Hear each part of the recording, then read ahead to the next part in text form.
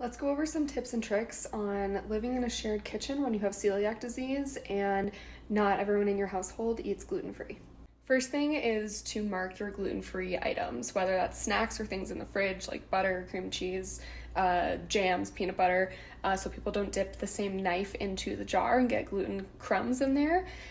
Some ways I do this, whether it's a different colored chip clip, I always tend to use purple chip clips, or just write on the jars or bags with Sharpie and just mark it GF. There's a few different ways to do this. You can get creative with it, but just having it marked and people can see it always helped me. It also depends how much space you have in your kitchen, but in college I always tended to take maybe some separate cabinets. So maybe that one over there, or if you can't have a separate cabinet for your gluten-free food, use the top few shelves in a cabinet so the crumbs do not fall down on your gluten-free snacks. One of the most common questions is what kitchen items actually need to be dedicated gluten-free. And this is a little bit like, depending how much you want to risk, always just make sure it's well cleaned. So pots and pans, you can share them as long as they're cleaned very well in between uses. I tended to always just get my own, like in college. I marked it with this purple duct tape on all of my pots and pans. Just people knew they were separate, didn't have to worry about it, but washing them with soap and water is totally fine.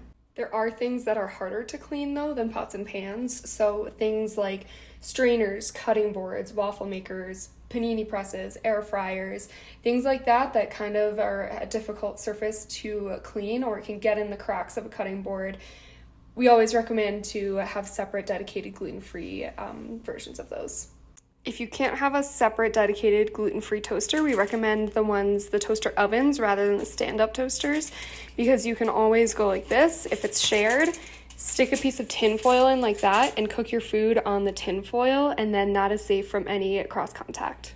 One of the most important things that has helped me over my 10 plus years of having celiac disease, with living with several roommates, is just being honest and creating that open communication with them, and just asking them if they happen to dip a knife in the same jar with gluten on it, or use one of your pots and pans and don't clean it well. Just have them be honest with you and let them know. You'd rather have a little mistake and know to replace that jar or that snack, whatever it was, than you to get sick. So just kind of educate them and create that open communication. Last thing is just to make sure you have a clean counter before you start cooking. So when I had roommates and I was about to make dinner or something, I would just use an all-purpose cleaner on the counters and on the stove just to make sure that there are no gluten crumbs on there so it doesn't get into your pots and pans or anything. Those were all the tips that I had for you today, but of course that wasn't everything. So if you have your questions or comments, please put them in the comments. We can get back to you there, or I'm happy to make more videos on it. So let us know.